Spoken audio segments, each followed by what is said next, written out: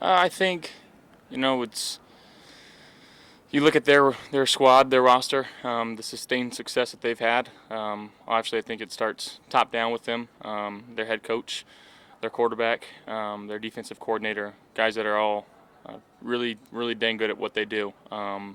Anytime you're going against a quarterback like Pat, you got to make sure that on the offensive side of the ball, you're doing everything right. So again, that's all we're trying to do is just have a good week of practice and then just try to go out there and execute against a really good defense on Sunday. When you said it's just week 11, you were talking to Sean about that mindset too, and he was saying how it's important for the team to have some normalcy during a week like this.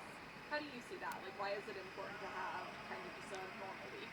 I mean, just continuing to trust the process, not changing anything, because there's no need to. What we're doing in house here, the way that we're practicing, the way that we're talking to each other, we're just gonna keep trusting that. It's gotten us to 8-2 thus far. We're always looking to improve and get better, but we're not gonna try to change everything we're doing for another game. Hey Josh, early in your career, you faced a quarterback who was every attribute. Did you almost try to keep up with him, but maybe force things, whereas now you've learned patience and discipline? Yeah, I mean, again, I'm just trying to execute the offense at the highest potential that I can, and trusting what Joe's calling, and going out there with the other 10 guys on the field and trusting them, and just trying to put our best foot forward. Get Matt back on the practice field, different side of the ball, but what does that mean for your team? Do you feel that boost in the locker room? Absolutely. Can't commend him enough for how he's handled the situation, the type of leader that he's been inside our locker room. Obviously, he's been traveling on away trips and staying in the ears of guys, and to have that type of veteran leadership again for a guy that's been through quite a bit the last couple of years, injury-wise, and never has he put his head down or said "poor me." He's continued to work extremely hard. I'm very excited for his return because he deserves it. What stands out about Steve Spagnuolo's defensive style, and if is this a harder week for you, pass protection preparation? Yeah, I mean, I think they do a great job of switching the looks that they're giving. Obviously, we know about Chris Jones. He's a game wrecker, one of the best, if not the best, interior D linemen in the game right now. You pair that up with some of their DBs and linebackers. They're flying all over the field. They got guys that are really gap sound in the run game as well. So, again, we're going to have our hands full. This is a very good unit that we're about to face, and we're just, again, just trying to have a good week of practice and go out there and execute on Sunday. You always tell me you break a huddle and you hope that a defense brings a blitz. I mean, yeah, you call certain plays sometimes to try to entice them to bring something, and that's just, I guess, game planning 101, and I think Joe's been doing a good job with that this year. And, still early in the week, it's Wednesday, haven't gotten to third downs, haven't gotten to red zone or anything like that yet, and that'll be later today in the next couple days. So, again, just trusting what we're seeing, trusting our base rules. When you play a team that does so many different things and they do it well, you have to kind of rely on what you did in training camp, and trusting your base rules. And you have to remember a lot of things when you're on the football field, from O-line to receivers to tight ends to running backs to me, and making sure we're on point with our calls, and again, just making sure we're all on the same page. You're always bumping in other players in the offseason. You bumped into Mahomes a lot this offseason. This offseason I didn't. Is he stopping you? No. Actually, we saw each other quick spot golfing. He usually plays in that American Century golf tournament in Tahoe every year. He didn't do it this year, but got to see Trav. So yeah, we've spent a few days around each other in the last few off seasons. Got so much respect for both those guys, but Pat, especially the way he handles himself off the field, and we all know what type of player he is when he's on the field. So he's one of the great ones. What do you say when, if you look at your numbers in head-to-head meetings between you and Patrick, they're virtually the same. What is that? And they're very good. What does that say about being the two? Maybe. Well, I know we haven't beat them in the playoffs, so that's the only thing that kind of matters. Josh, you said take it as every other game's the same, all the same.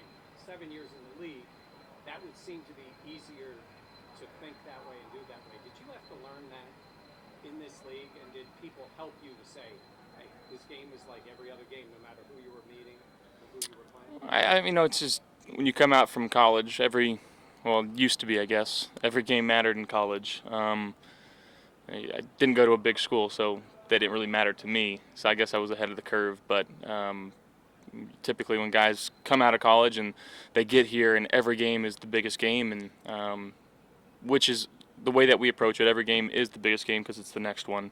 But again, times to press, times not to press. Knowing when to do that obviously was a learned trait, and being able to see that from guys in front of me, whether it was Derek Anderson or learning from vets, Kyle Williams, Micah Hyde, Jordan Poyer, things of that guys of that nature who've been in this league for a long time and have played at a high level. So again, just talking and trusting what they're saying and what they're talking about, and then again, just relying on the leadership with Coach McDermott and our offensive coordinators. Now you're one of those guys.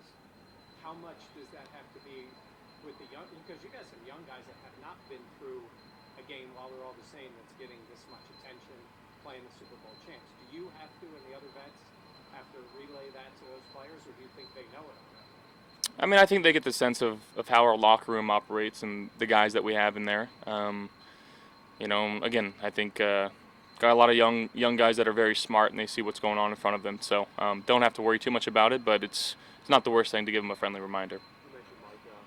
Have you talked to him this season at all? And checking in with him and his thoughts on your guys' game? I've talked with him a little bit, checked in with him a little bit. Love that guy, and I don't know what you want me to say there, but Just kind of like, he was such a big part of things for so long. He said the only team he would come back to play for is the Bills. Just checking in and that's kind of out there. You'd like to come back eventually. yeah, I mean that would be great, but depending on, I don't know what you want me to say. I don't have any thoughts or ways about it. I think our guys are, especially on the defensive side of the ball, are playing really fantastic football right now. But if there was an opportunity that arose to have them back, I think everybody in this locker room would welcome with open arms. What do you like about what Matt Collins has done in another good game against Indianapolis? Yeah, I've said this for a while. He's kind of the unsung hero of this offense. The mentality that he has, goes in there and blocks for receivers. He blocks for running backs. He's going there and blocking linebackers, safeties, corners, doing whatever he's asked to do. And then when the ball's been going his way, he's been catching it. And we're just we're happy to have him. Very fortunate to play with a guy like that. He's got so much juice and so much energy, and it's infectious for our entire team. What makes Kansas City's run defense so good? Well, again, I think they're smart football players. I think Spags dials up really good pressures in run situations. But I guess it comes down to the Jimmies and Joes, the guys that they got in that front in their linebacker core. They play extremely hard. They play to the whistle. It's a very, very well coached group.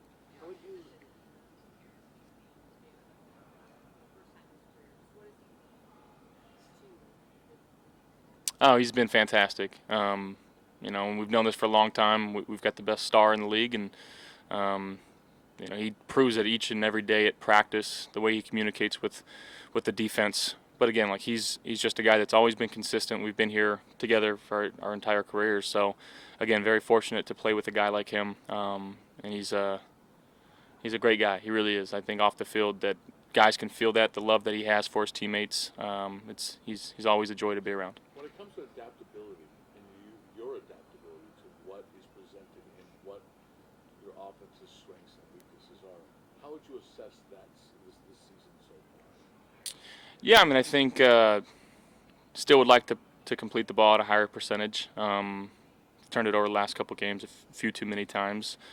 But again, sitting here at 8-2, trying not to get complacent with just that record, and we're trying to focus more on the process than the results. And there's things that we're doing each and every week trying to improve, whether it's how I'm throwing the ball mechanically, where I'm putting the ball for our receivers, watching as much film as possible so I can have really good communication and conversations with Joe and RC, and just try to make sure that our offense is running at a high level. Josh, with these matchups, with both becoming an annual thing, and obviously, like you said, one game at a time, I know that's your approach.